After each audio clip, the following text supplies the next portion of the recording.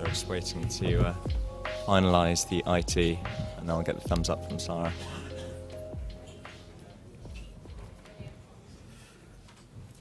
Splendid.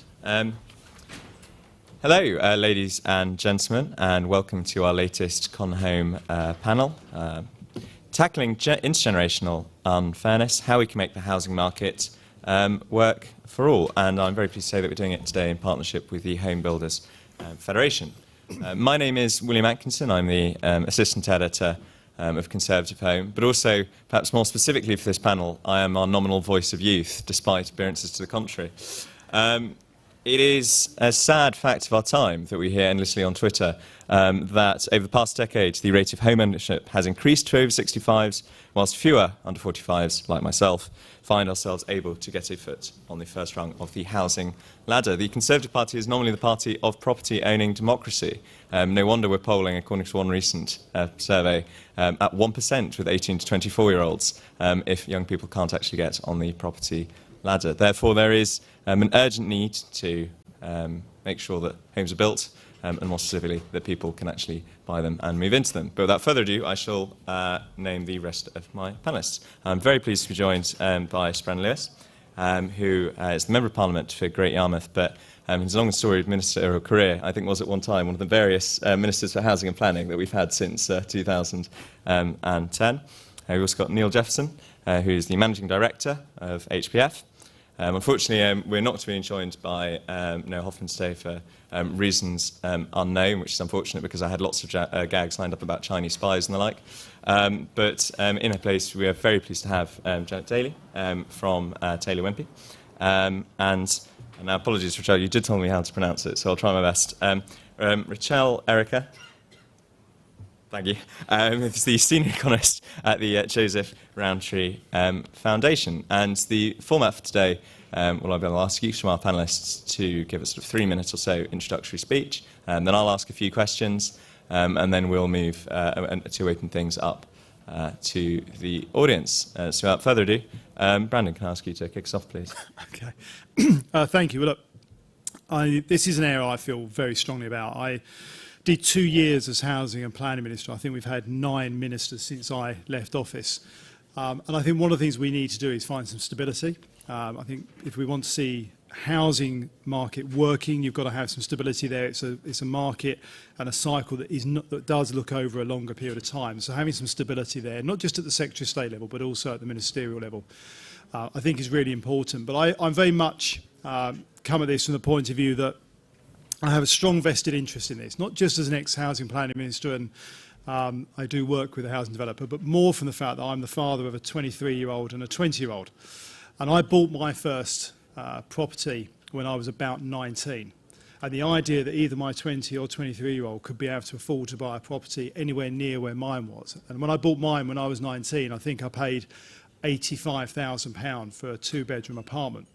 That same apartment, when I looked at it a few months ago when I was speaking at an HBF event, same size apartment in the same block sold late last year for £650,000, and there's one for sale at the moment for £725,000. That's exactly the same that I paid £85,000 for. So the idea that they can get on the housing ladder in that way is just for the birds. And that's wrong. I think we as a party are not just the party of property ownership, but we're the party of opportunity and the party of aspiration. And that means giving people the real possibility of being able to get onto that property ladder. And to do that, I think we need to look at a range of things across the whole of the housing agenda. It's not just about building new private homes for sale. It's about recognising that the whole housing market has to be working, has to be ticking along and purring along.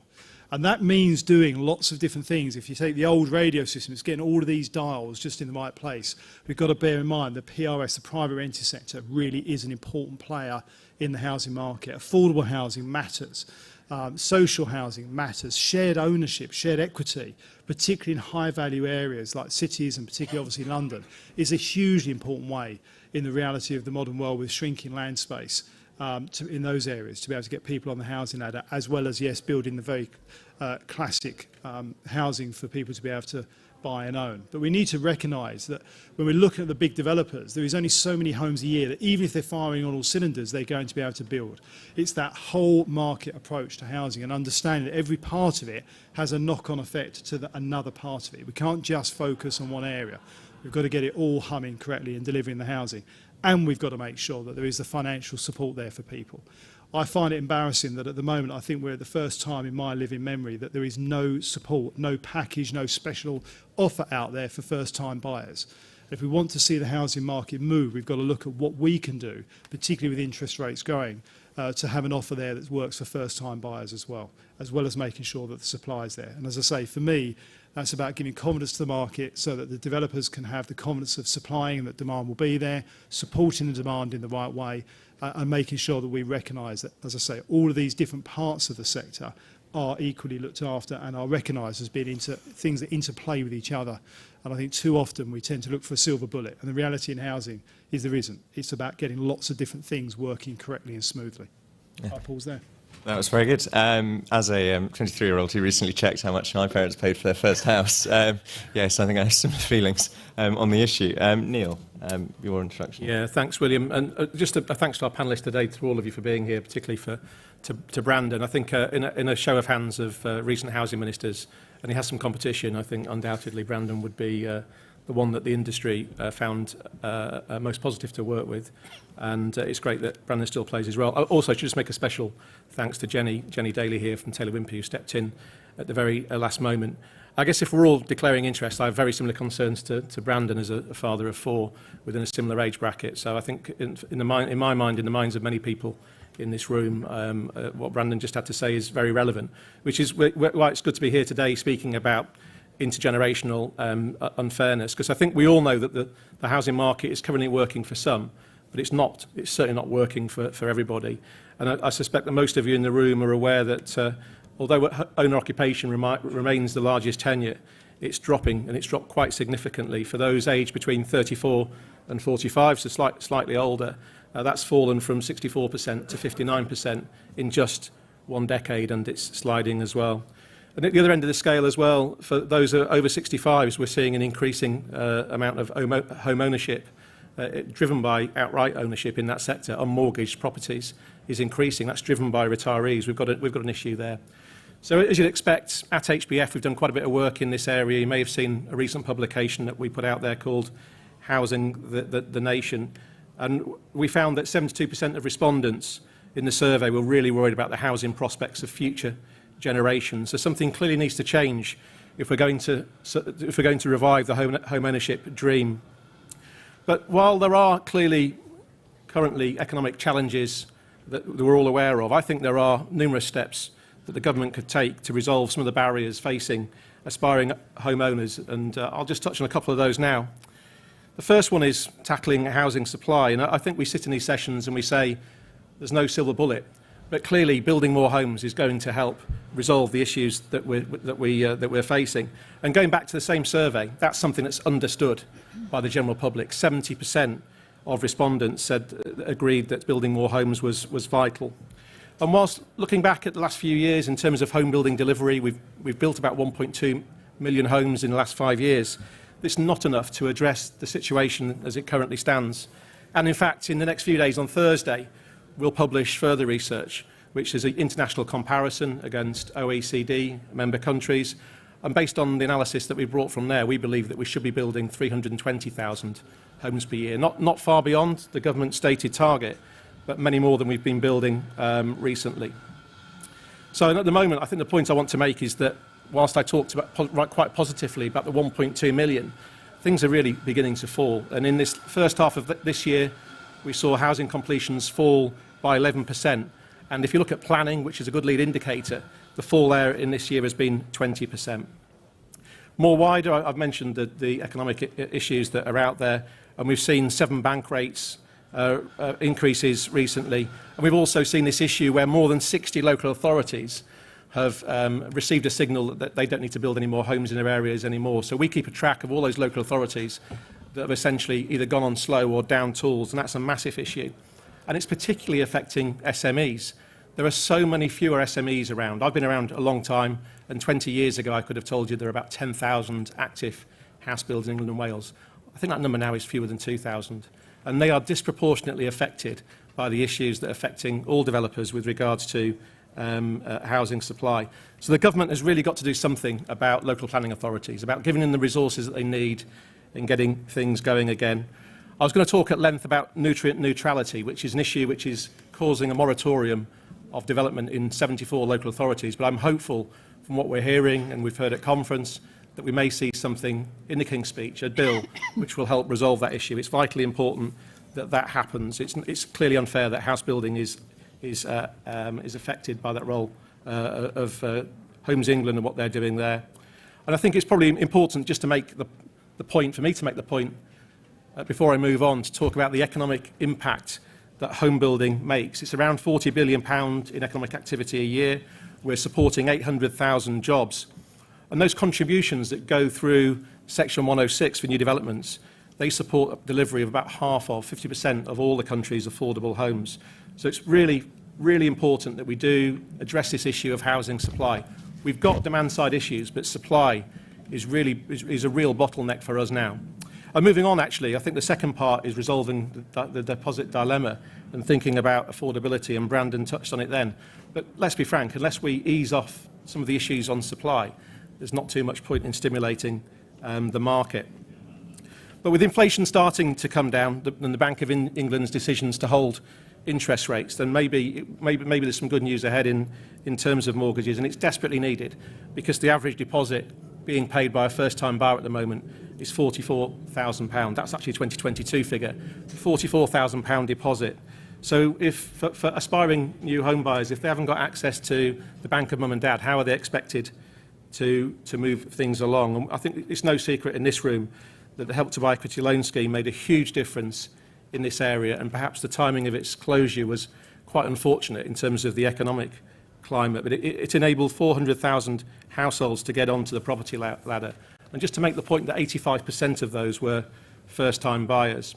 So as Brandon says, this is the first time in a generation when a government, a Conservative government, isn't actually offering anything to first-time buyers. So it's vitally important that something is done in that area. We in the industry, we have launched a scheme called Deposit Unlock, which is going well, and it's been supported by lenders and supported by builders, but frankly, it just doesn't have the ability to grow and meet the needs in terms of affordability of young buyers. So we do need a targeted scheme for first-time buyers from government. So there are many other issues that need to be tackled, including the supply of retirement housing, and it's an interesting statistic that roughly two in every three retirement properties released, one of those is suitable for a first-time buyer. So I want to call on politicians of all parties to do more. Home ownership should not be unobtainable or unrealistic, and with 72% of the public placing responsibility for solving the housing crisis firmly at the door of politicians, the onus is on us all to work with industry to find solutions. Thank you, William. Thank you very much, Neil. Janet. Jenny, sorry. That's okay. Stepping in at the last moment. So, look, I think Neil's covered the majority of the ground from the home builder side very well. So, just a very few points from me. I mean, the scale of the deficit is really significant, and it doesn't matter which source you look at. It's vast. Often quoted somewhere between 2 and 4.5 million homes in deficit in the country. And when we look to our European neighbours and other advanced economies, we sit embarrassingly low on that measure. We also have some of the oldest housing stock in Europe, which by definition makes it some of the oldest housing stock in the world. So there's a real imperative not only for us to build the homes that are in deficit, but actually to start a really strong conversation about renewal within this country, and particularly driven by our net zero targets and aspirations and concerns around energy costs and energy security. I would throw into the topic of intergenerational fairness, that often we drift back to housing demand, and it would often be argued that there is an insufficient level of effective housing demand, particularly at this point in the economy. Don't mistake or confuse housing demand with housing need. housing need vastly outweighs what can be effectively acquired by home purchasers, but all elements of housing delivery of any size, of any tenure, at any part of the country helps to solve the problem. And that is my biggest message. Everyone is responsible for solving the problem. Hip checking it into the adjacent local authority because you perceive them to have less constraints is not going to solve our problem. It's going to diminish our overall resolve. The social consequences of under-delivering housing are vast in health costs, educational costs, economic mobility and economic activity. Health costs, to look at those specifically, about £1.4 billion just on an annual cost for poor quality housing. If you look at societal costs, that increases to about £18.5 billion a year because we're maintaining a really poor quality housing stock. So intergenerational unfairness looping all the way through that. I do agree with Brandon, it's a whole market solution. And builders of any tenure need certainty. And that gets me back to planning. And I'll probably stop very quickly because I can talk a lot about planning. Certainty and consistency is required for us to build capacity. There are those in the audience from housing associations and affordable housing deliverers as well as private housing. We all need the consistency and the certainty that a functioning planning system delivers. And we simply haven't had that for a number of years. Only 40% of our local authorities have an up-to-date local plan. We've decreased the amount of resources into our local planning authorities by 60% since 2009 and 2010. So we've got a really significant job to do. Thank you. Very good. Thank you very much, Jenny. Last but not least, Rachel. Thank you. So Brandon definitely covered a lot of what I was going to say about how we cannot continue to look at the housing market in isolation, or bits of it in isolation. So a big part of that is the need to focus on all tenures. So not just looking at house prices and how we move people into home ownership, but also private renters and social renters, who do make up 4 in 10 of every household in the country. We have to continue to have a focus on affordability. Again, it's not just on house prices and what mortgages are looking like, but also what people are paying in rent and what that is looking like as a proportion of their income. A focus on how we use our existing housing stock. New supply is very, very important, and we absolutely need to be building more and more affordable homes sort of within that new stock as well. But how we use our existing stock of housing and how we look at the quality of those homes as well is very important. Mortgage regulation and planning regulation also playing a really big role there. So nothing can be looked at in isolation, and everything has a flow-on impact. So I'm from the Joseph Rowntree Foundation, where we focus on solving poverty in the UK. And so I'm just going to have a little bit more of a focus here on who the housing market is truly not working for, and that is low-income households across the UK. So we've been tracking, the impact of the cost of living crisis now for the last few years, and we've been focusing there on households who are in the bottom 40% of household incomes across the country. So not just those who are underneath the poverty line, but actually looking up the income distribution now because some of the need has become really dire. And for private renters, things are particularly acute. We've got over 8 in 10 low-income private renters across the UK who have reported going without essentials this year. Over 7 in 10, experiencing food insecurity. And of that group, over half are paying more than 40% of their income, which is already a very low income, an average of around £26,000 per household on their rent. And how you can then generate savings from that when you can't even afford the essentials for your home, pay your bills, pay your rent. We're seeing households who are not in rent arrears but are in arrears with every other kind of bill because they're doing everything they can to keep their home, because at the moment we're seeing asking rents across the country have increased by 33% since 2019. And over that same period, we've also had local housing allowance frozen, which means that those who are on the very acute end of housing unaffordability and need haven't been able to get the support that they need to cover their rent, but also cover other basics as well, which has a really large sort of flow-on effect. High housing costs, whether or not you are a renter or a mortgage holder, have a massive impact on whether or not you're currently finding yourself in financial strife through the cost of living crisis. And I guess a point that I really wanted to make here was that because of a lack of investment that we have had in housing recently, both in making sure that there is enough stock so that, you know, supply and demand is not so out of balance, and that house prices, you know, have continued to increase, that renters have been paying really high energy bills because of a lack of energy efficiency in homes. All of these things combined mean that the cost of living crisis has been exacerbated for those who are facing really high housing costs. We also have a private rented sector that's not fit for purpose for a large group of people within it. The private rented sector works really well for some people in it, particularly those who are sort of on middle to high incomes who are using it as a stepping stone, but it does not work well for those who are on the lowest incomes, for those who are nearing retirement, for those who may have additional needs. And so I think when we do look across the housing market and who it is working for and where, we really need to think about how big the private rented sector is and how we can grow the social housing sector and the homeownership tenure, so that people are in the right kind of homes for them with the security that they need. I think, I guess that sort of, the final point just to make on that is that for those who are looking to become first-time buyers, we need to have a lot of consideration as to who government support goes to, so that we're not helping those who are already on the cusp of home ownership, we're helping those who without that support would not be able to access it.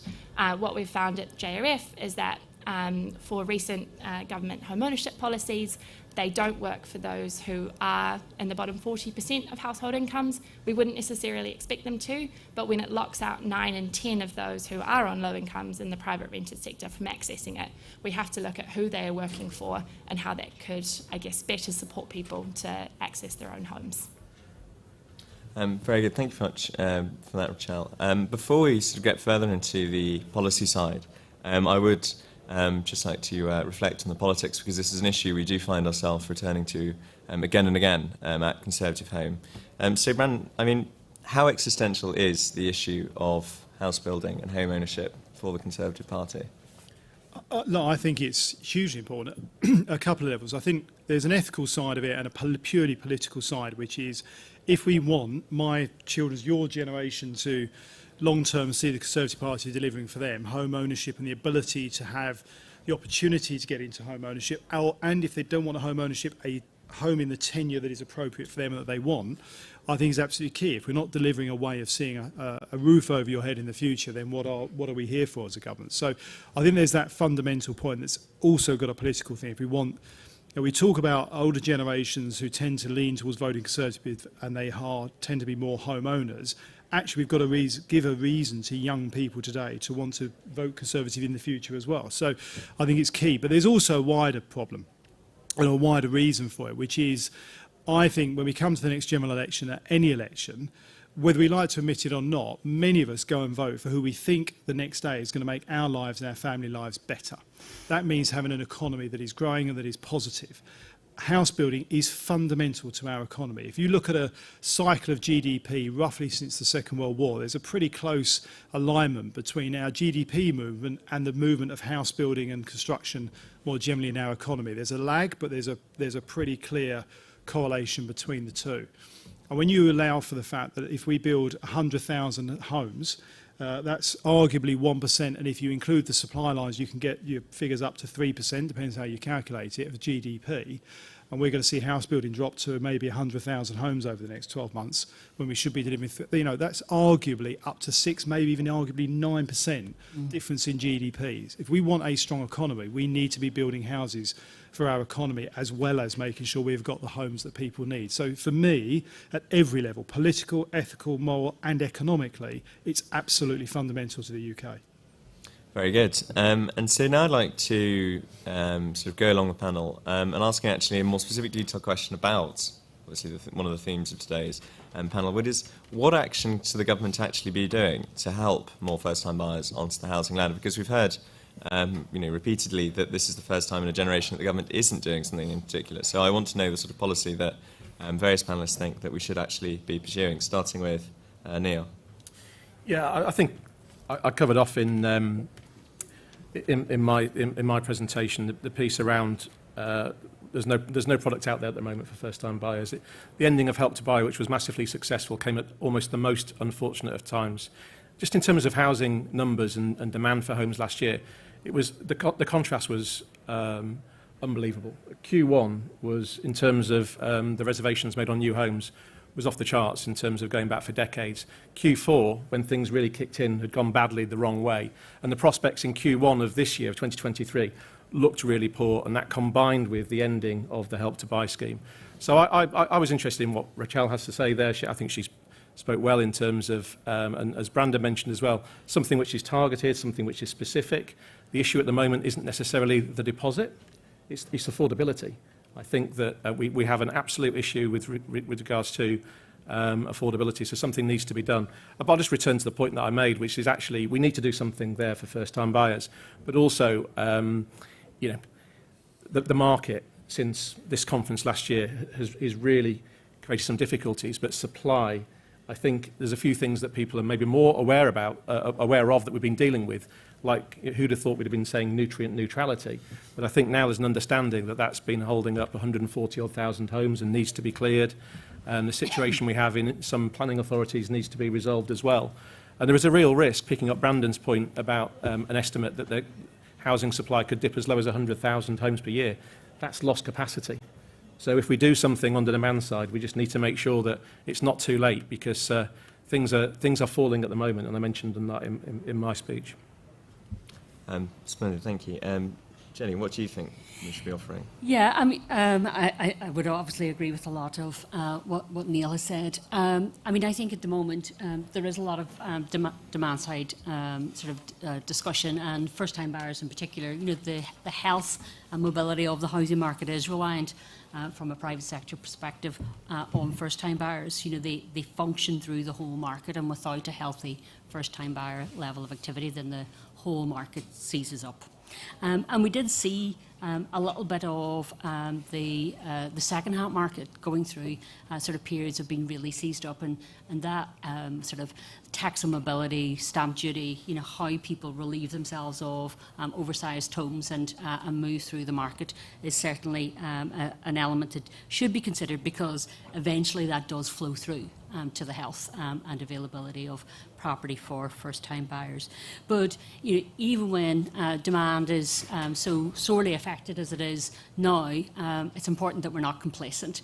The consents, the plots that we're building now to create homes are consents that were granted 4, 5, 6, 7 years ago, and we've seen housing numbers through local plans, the number of housing applications and approvals falling very dramatically. And so even when we have a recovery, and I remain very optimistic about the prospects of our economy and the housing sector, I think that we are going to see a real disappointment and a further constraining of our housing availability unless we really work quite quickly now to resolve that.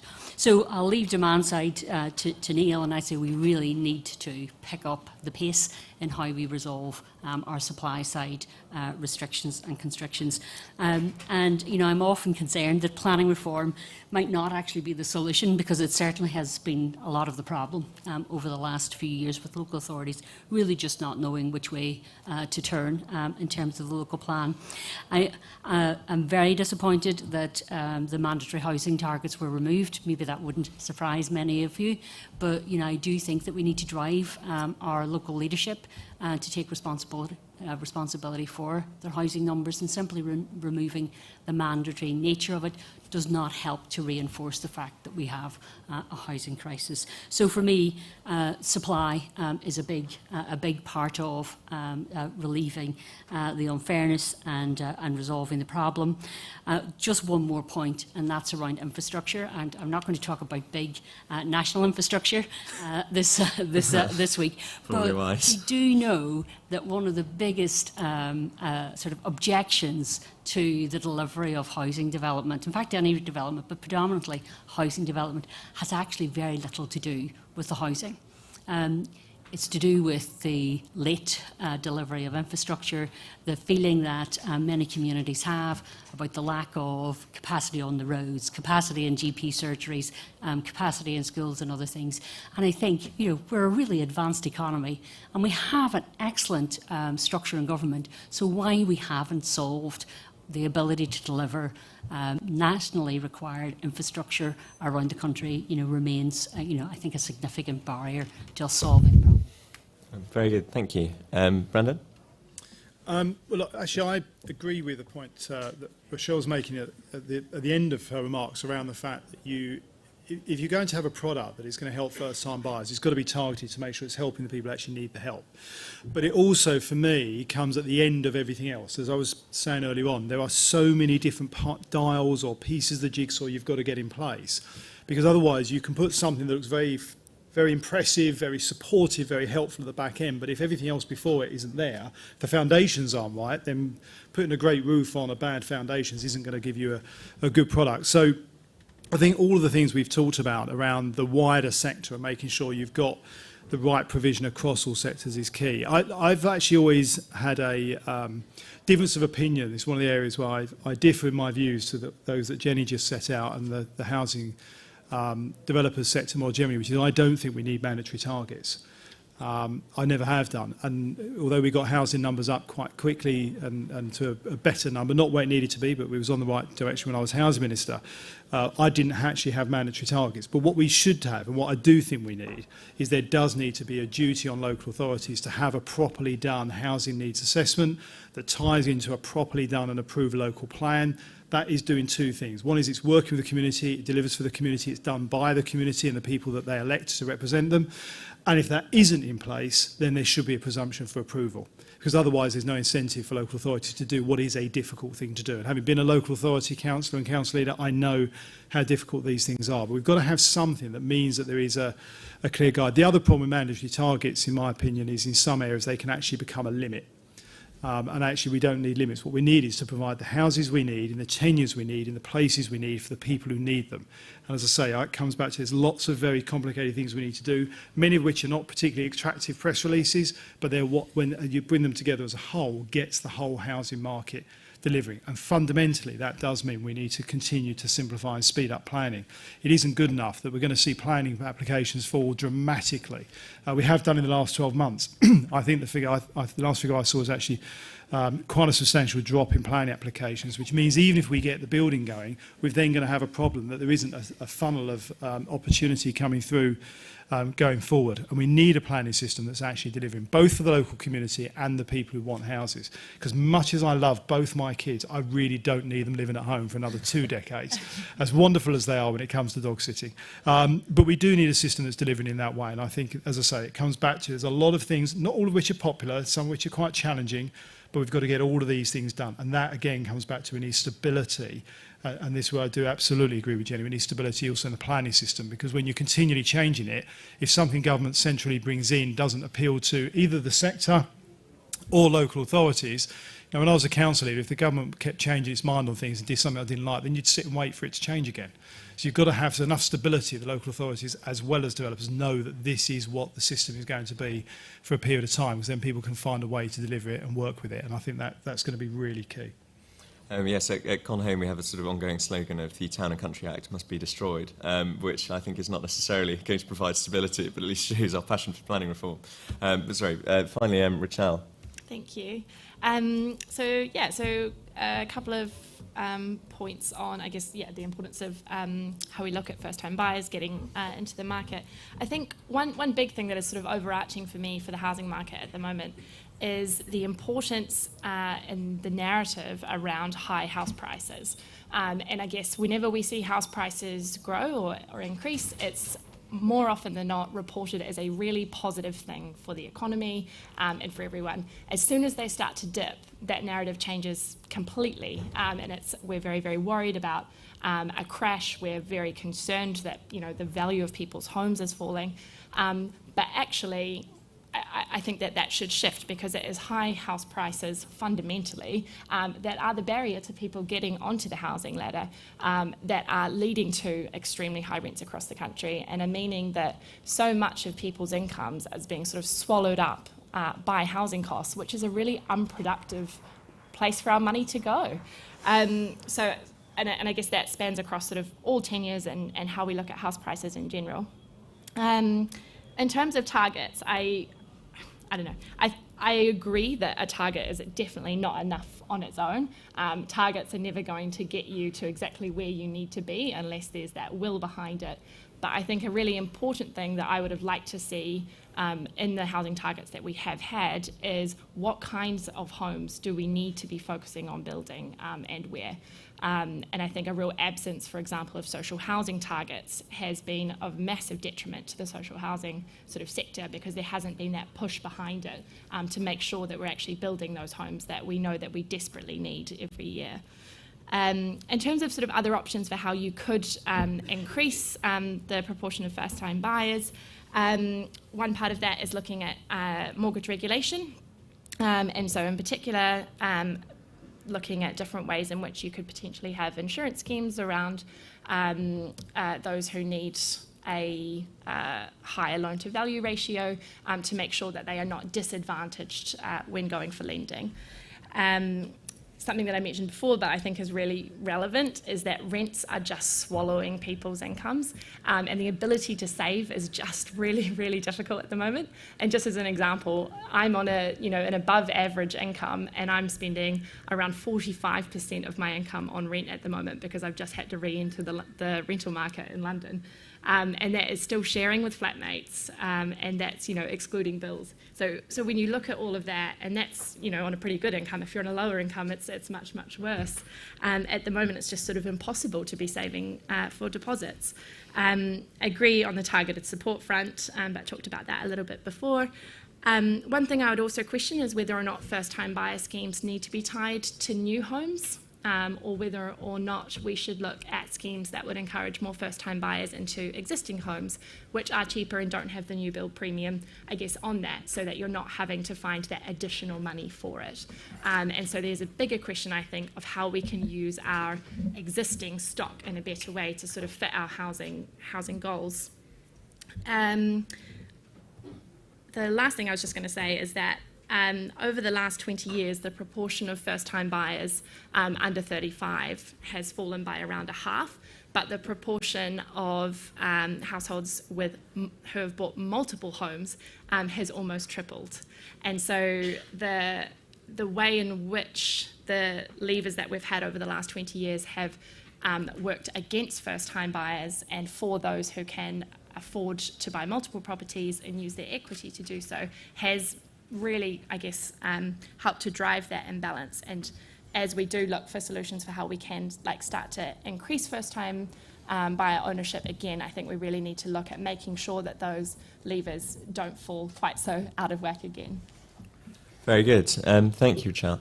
And just before we move on to questions from the audience, I would like to return to HPF's recent polling that you mentioned, Neil, because it strikes me now there is a sort of political consensus, and we see Labour also tries to do a lot of this in the moment, that there is a form of housing crisis, that it is increasingly difficult for people to get on the ladder, and something must be done.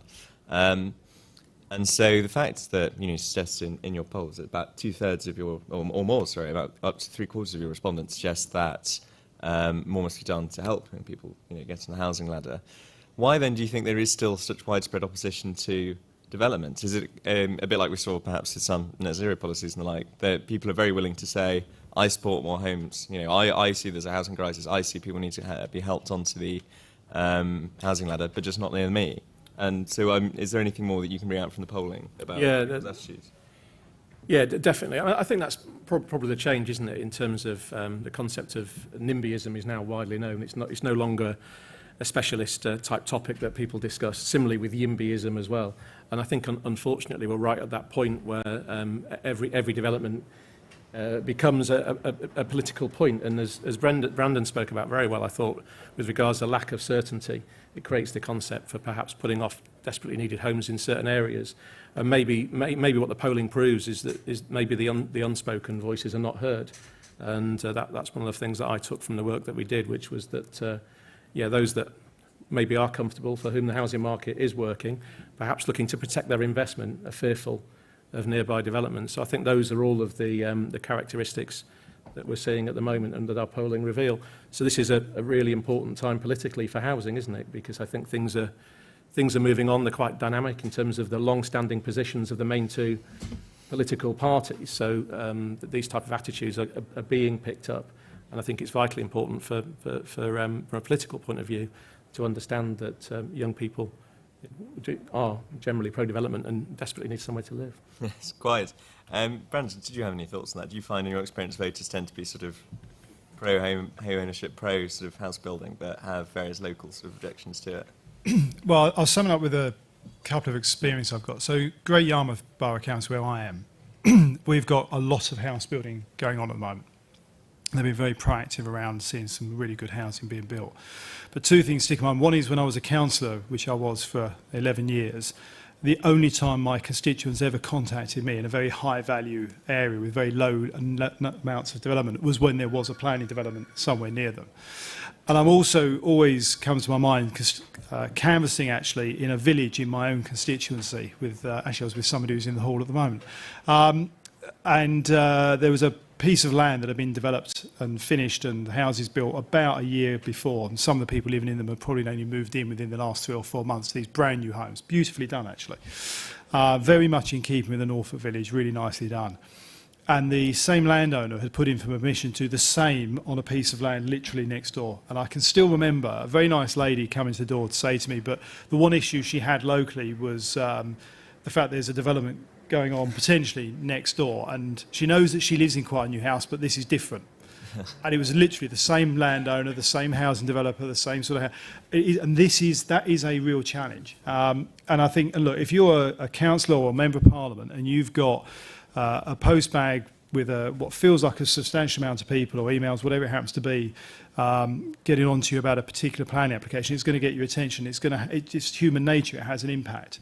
And I'll be upfront about this. When I was a council leader, I very much took the view that when we took control of Brentwood Council, we went from 8 Conservatives out of 37 to 28. And my view is when you've got that kind of majority, you have a duty to do the difficult things.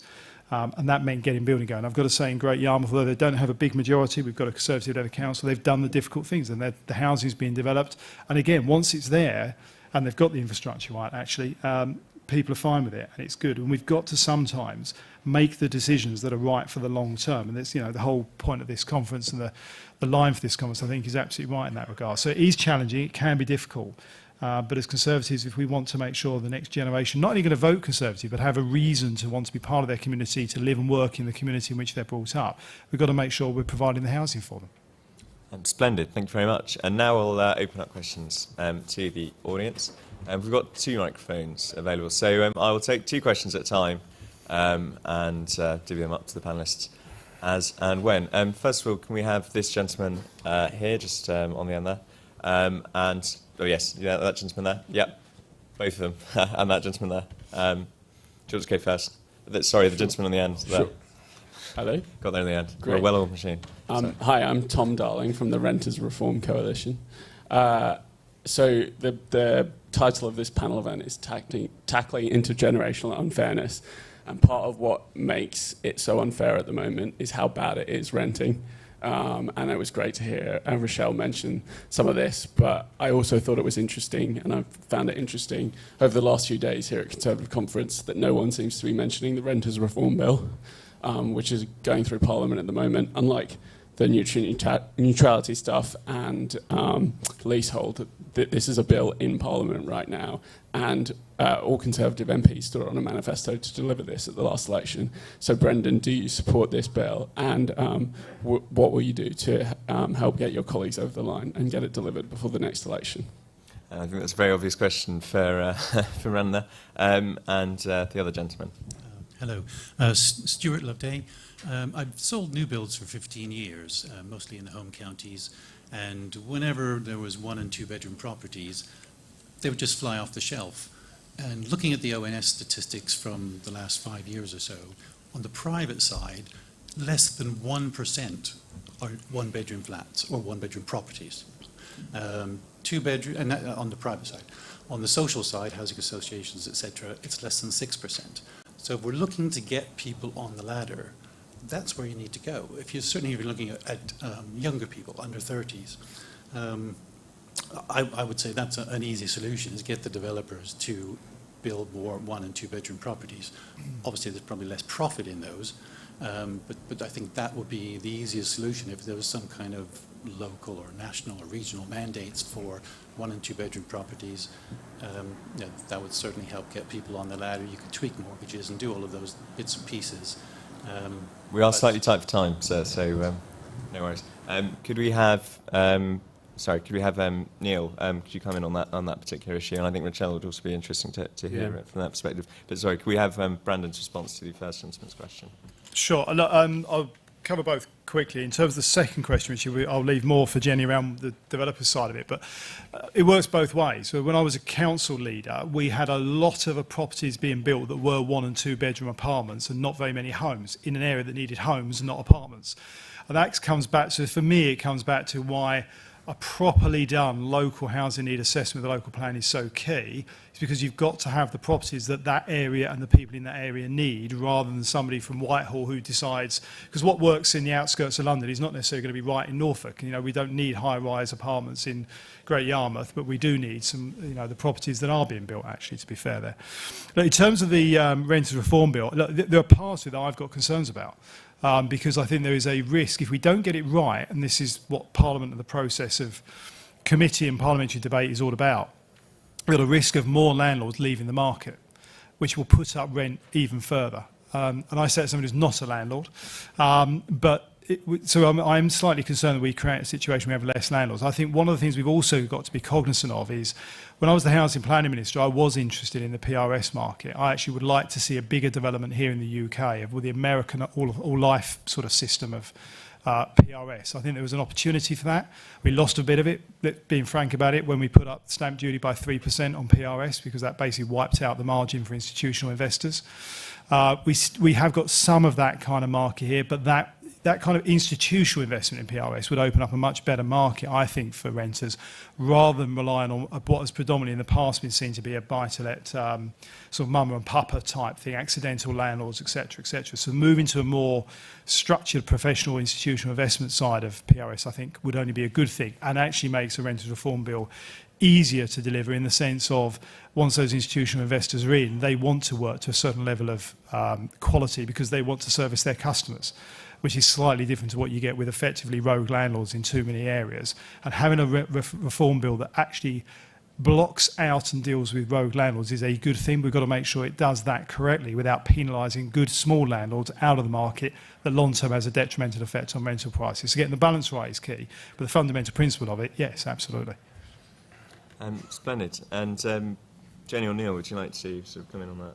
Yeah, if I can, I think there's a better place to take Tom's question, but just on the question with regards to mix, it's interesting, isn't it, when we have these conversations, depending on the conversation that we're having, either 1 and 2 bedroom houses are more profitable, or the next conversation, executive homes are more profitable. But the one thing, I think Jenny's far better placed than I am. I won't take up any time regarding demand for certain types of homes, but I spoke earlier on about problems on the supply side, and Brandon mentioned a lack of certainty. At the moment, we're suffering from a lack of certainty in quite a number of key areas. If you're a close follower of the industry, you'll have seen that the regulations for biodiversity net gain have been delayed, not through lack of preparedness on the developer's side.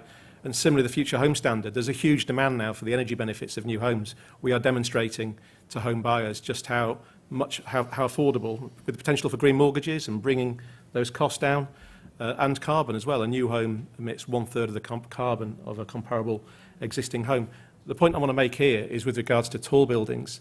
Unfortunately, we're still suffering from the hangover, which has taken more than 6 years of regulatory changes post the Grenfell fire. None of this is opposed, but right now, developers who are building tall buildings don't know what the technical requirements are for the staircases being included.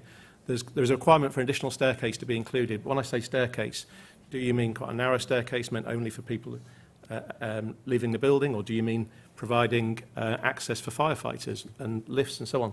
There's a lack of process at the moment, and developers not receiving information. So on that particular point, with regards to 1- and 2-bedroom departments in taller buildings, there is actually a very practical delay in the process at the moment. I mean, just in terms of profitability, it depends where you are and what kind you're building. So it's an entirely elastic point. What's not so elastic is the age of first-time buyers. So, you know, at one point during the Great Financial Crisis, the average age of first-time buyers moved to 37 years of age. It's now 32 years of age. They are forming households and aspiring to grow families, and 1- and 2-bedroom apartments aren't what they're aspiring to. So I think that, you know, what we're seeing is symptomatic of the difficulty that we're talking about this afternoon. First-time buyers and young people getting on the ladder, they're deferring it to such a stage that they're actually already growing. And so we're not seeing people move through the housing ladder as we did when we were younger. I think it's a really good point that Brandon makes about sort of the private rental sectors, the institutional investment and the quality of the rental homes that are being delivered by many of our institutions. And because I can't give up an opportunity, Brandon, to comment on planning, the fact is that many of those institutions are reluctant or actually their investment committees will not allow them to invest pre-planning in development. So most PRS, private rented development, is not being delivered by the institutions. It's being delivered by private house builders and by some housing associations. You know, a more certain planning environment would help some of that institutional money, I think, get involved and actually build capacity themselves, and that can only be a good thing. Very good. And just on the renters issue, Rochelle, did you have any thoughts? I have a range of thoughts, but I'll try and keep them sort of short. I think one thing about the housing market is, when we're looking at the private rental sector in particular, is the housing market is different from so many other markets because we're talking about something that is so essential for people's lives. Your home is your foundation. It's your roof over your head. The minute that you lose it, everything becomes extraordinarily difficult. I think particularly at times when you know, rental prices have been soaring, and so it's incredibly difficult to get one, and supply and demand is out of balance. On that point, on supply and demand being out of balance, I am a little bit sceptical about how many landlords would leave the market because they are not able to evict their tenants for no reason. But I would also just add to that I am sceptical about whether or not it is appropriate for people, for if you own homes and it's not seen as a housing service that is being provided, because they are people's lives who are living in the private rental sector that have massive complications and impacts when you are evicted. We know that no-fault evictions are the leading cause of homelessness in the UK, and those numbers are rising. And I don't know, I think it's our duty to make sure we do something about that. And the Renters Reform Bill is an appropriate measure to be able to do that, and we've been waiting a very, very long time for it. Very good. Another round of questions, please. Could we have the lady in the glasses just there? And could we have the gentleman there? Madam, would you like to go first? Hi everyone, I'm Georgie, I'm from St Albans. I had a question around pricing because we seem to have skirted around that a little bit around house prices. We talked a lot about increasing supply, but as we all know, as free marketeers, part of the reason we want to increase supply is that we'll have cheaper prices because there will be more supply than there is demand. So how do we overcome the problem of current homeowners who a lot of the time have been first-time buyers, have paid over the odds for their homes, their one-bedroom flats, which are no longer suitable because they want to move up in the world and have a growing family? And how do we ensure that they feel not hard done by the reducing prices? And second of all, I think there's a really big issue with home builders, actually, I'm afraid to say, because whilst they're part of the solution, it's also part of the problem in terms of holding on to housing stock that has already been built, but because you're not prepared to reduce the price of those, or you're worried that you're not going to make as much money on them, you don't build houses as quickly as you could do. And that means that... Again, madam, we are slightly tight on time. That's fine. So could we, I'll leave it there, but thank you. Yeah. Sorry, so Brendan, would you like to take the first one about pricing? And then we'll have the gentleman in a sec, and would either of you like to take the question about developers themselves? But sorry, the gentleman's question. Thank you. My name is Ben Toomey. I'm the Chief Executive of Generation Rent, and we've been campaigning for a long time to see the Renters Reform Bill come through, and I completely endorse what Rochelle and Tom have said about this. We're in a cost of renting crisis, though, at the same time, and within that cost of renting crisis, renters would feel as if they're pushing a boulder uphill that keeps getting steeper and steeper when they're trying to save for their first home, while actually paying those extortionate rents at the moment. So just to talk about those that are suffering the most in that crisis, those that are in poverty, the Poverty Commission reported recently that if you reduce housing costs by 5%... I have to make very clear, we do not have very long, so could we come to a question, Absolutely. please? Otherwise... If you reduce housing costs by 5% for those in poverty, then you would lift 355,000 people out of poverty. Housing costs are going up, so how do you actually slam the brakes on before you can even think about reversing it? Thank you. Again, I think, Rochelle, if you'd like to come in on that one. But first of all, the first lady's question about pricing. Sure. Look, it comes back, I mean, you're right, it comes back to basic supply and demand, but you made the point around if we increase supply, that has an effect on price because supply outstrips demand. We have got such a backlog. Going back to the crash of 2008-9, we've not actually made up what we lost then. And the house building dropped at one point to something like 95,000 homes a year, and we've not got to a level that's made that up. So we are, if we built 300,000 homes a year for several years, we would still have a backlog of demand outstripping supply. So we've got a long way to go till that's a real change. But it's also around, this comes back to the point I've always made, which is it's about the right homes in the right places for people and actually assessing where the demand is and how we best deal with demand in that area. Because as nice as it might be to find the right area, we all think we can build houses and the local council might want it. If people aren't looking to live and work there because the work isn't there or whatever, that doesn't work. That's why we've got to be make some of those tougher decisions around this. And just on the intergenerational thing, I think a part of this is also, and this plays into the rental part, it is about the work that the Prime Minister is doing to stabilise the economy more generally, to get inflation down, which will hopefully lead to interest rates coming down a bit, although they're still a lot lower than when I first bought a house. You know, this is about what becomes custom. You know, we've had extremely low interest rates. That's what people are now used to. And if you want to see them coming down again, that will have a big impact on what people can and can't afford. And to touch on the other point is, it's about how you free up the secondary market. And at the moment, one of the challenges I get from constituents of mine, and when I was housing minister, I heard quite regularly from people of my age and above, was if I want to downsize, now my children have left home, the way the tax system works disincentivises me from doing that. So we've got a lot of people living in homes that are ideal for family who no longer need a family home. But there is, now they may not want to move, that's fair enough, but even if they want to, they're disincentivised against doing that.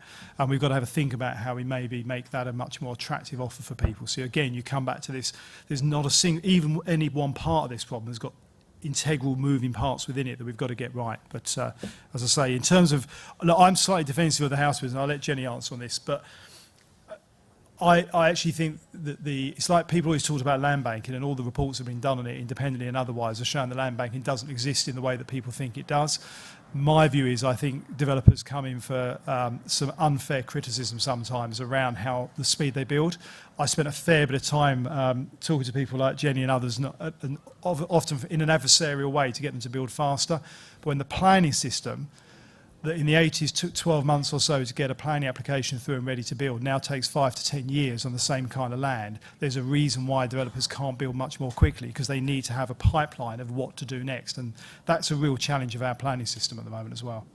Very good. Jenny or Neil, would you like to go out to bat for the developers? Yeah, I mean, look, I think Brandon's nailed it in terms of, sort of new housing affecting pricing. There's 29 million homes in the UK. Over 60% of them are privately owned. At its peak in this cycle, house builders delivered 233,000 homes, of which a substantial proportion were affordable. So actually, we are a very long way from affecting price. In fact, home builders are price takers. We are not price makers. The existing housing stock is what sets the price. And although I can't speak for housing in St Albans, we are businesses. We employ thousands, hundreds of thousands of people. I'm responsible for the livelihoods of my supply chain, for the manufacturers that deliver materials. If I liquidate stock, that may be one instantaneous improvement, but I'm going to go out of business, and I'm going to make hundreds of thousands of people's livelihoods at risk. So, we do need to take that into account. We price to the market. That is how it works. We cannot drive the market. I think probably the only other point that I would make in that is that it is we are in a portable investment market. My investors, those that invest their own livelihoods, bet their own homes on housing, they could move that investment to other parts of the economy. And so we do need to retain a level of attraction for people to take the risks that are inherently invested in development. Very good. Rachel, some final thoughts, perhaps? Yeah, just a couple of points. So on house prices and new supply, new supply is extremely important, but it alone is not going to bring down house prices. I think we would need to, consistently outperform targets for well over a generation for us to even get back to where house prices have been when they were sort of more affordable. So it's definitely part of the solution, but not the only one.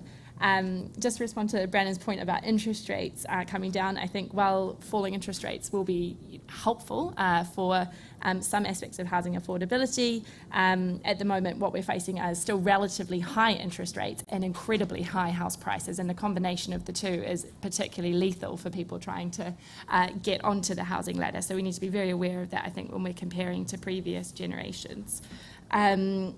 Just on the renters reform bill, but also on those renters who are in poverty. At the moment, I think we're sort of facing three crises when it comes to our expenses. We're facing a cost of living crisis around our essentials, like food and like energy. We're facing a cost of money crisis, which impacts not only mortgages, but also unsecured lending. And so private renters, for example, are much more likely to be relying at the moment on personal loans, payday loans, credit cards to pay their bills, to pay their rent. And that cost is just going up and up with interest rates rising as well. And then finally, we are in a cost of renting crisis. Every single month at the moment, we are breaking records for month-on-month rent increases, not just for asking rents, but also for those who are staying in their homes, because landlords are putting up rents. Understandably for some, with mortgage rates increasing, but it is having a fundamental impact on renters. And for those on the lowest incomes, when we look at low-income households who are on universal credit or on housing benefit, almost 9 in 10 are currently going without essentials. That is simply not acceptable when, the government has chosen to freeze local housing allowance, the very thing that can help you pay your rent every month. And so I think we need to look very carefully at those who are hardest hit in this crisis. It is renters, in terms of the fact that they currently can't pay their bills. And just imploring for more support for them, both through the Renters Reform Bill, but also through the social security system as well. Well, quite an important moral point there to end on. Unfortunately, I know this is an issue that raised an awful lot of interest, but we are out of time. I'd like, first of all, to thank our panel for giving up their time today, so thank you very much. Can I ask for a hand for me? And And then secondly, thank you all for coming. Obviously, housing is going to be the big dividing line of politics going ahead, and so it's great to see such enthusiasm for it today. So thank you very much.